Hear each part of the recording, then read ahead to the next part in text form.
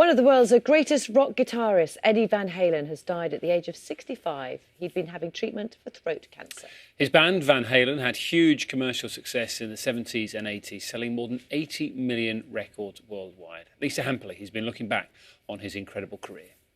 Thank you very much for that, Carol. See you on. Thank you, Carol. See you then. Let's have a look at the papers this morning, and the Daily Mail reports... Found this on the inside pages, Louise. You know I like an egg. Yes. What's your top egg? I think it's a fried egg. Right, and then followed by? Followed by? What's your next one? I was like, followed by what? Do I have to eat something after the fried egg? If you can't, how do you feel about poached eggs? Omelette. I probably have omelette next. Okay. Poached eggs, no, I can't make a poached egg, which I know is very shocking to you. Walk into my kingdom. This is my area of expertise. I'm not really good at anything in life, but I can make a good poached egg. I will. Let's have a FaceTime poached egg off. Well, a survey has talked about the most popular eggs in Britain, okay?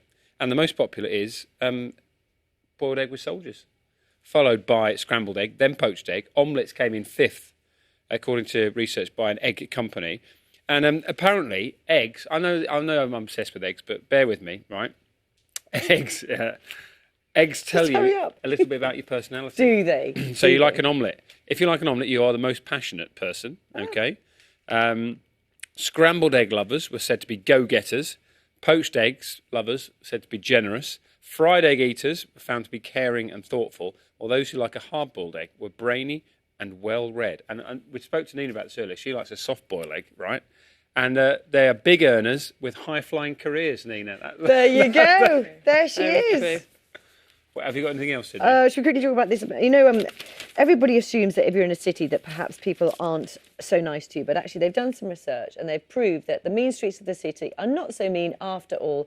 Researchers have found that you're as likely to be helped by a stranger in urban Britain towns in Britain as much smaller towns. It did a big study, carried out various different experiments and 3 types of tests. Shall I give you a test?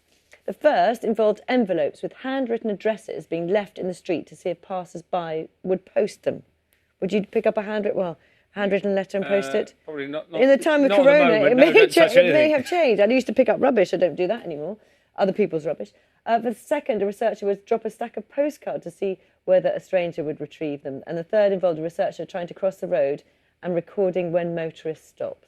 So there you go. I think I would do that in a normal time. I think I'd post a letter if it was dropped on the floor. Do you want one more egg? I'll come back to the eggs, right?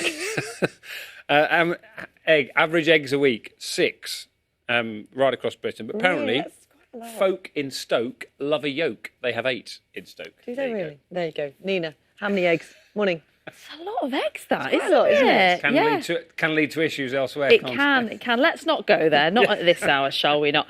I do agree with your story, though, Louise, about people in cities being friendly. Whenever I'm in London, I try and talk to people and get directions, and people are friendly. It's just a case of opening the conversation, isn't it? You look just like me, Nina. Hello, good morning. You're watching Breakfast with Dan and Louise. Just gone 6:30. We've got the latest news and sport for you in a moment. Also on the programme today. Morning. First, though, before all that, a summary of today's main stories from BBC News. And Scotland's First Minister is due to announce new measures later this afternoon aimed at slowing a surge in coronavirus cases. Nicola Sturgeon. It's 20 to 7. Jane has a sport for us this morning. Morning to you, Jane. We'll start with Mr Nadal. Is he winning again? Well, what a surprise. It's For us for dressing up.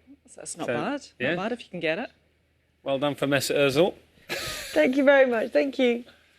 Now, with Remembrance Day just over a month away, you'd normally expect to start seeing many poppy sellers appearing in your area, but with thousands of collectors shielding, that is not possible this year. So the Royal British Legion have had to think of different ways to make poppies available. Breakfast John Maguire has been finding out how this year's appeal will work.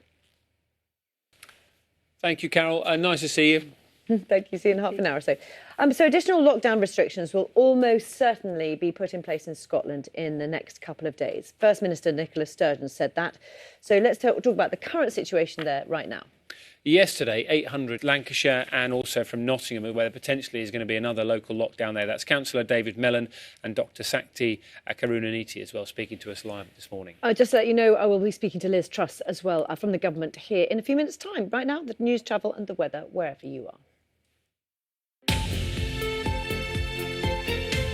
on Earth that that's still possible. And give us an idea of why it happens. Essentially, they're sort of getting themselves ready for winter. Is that right? So they sort of gorge on this salmon at a certain place in the park.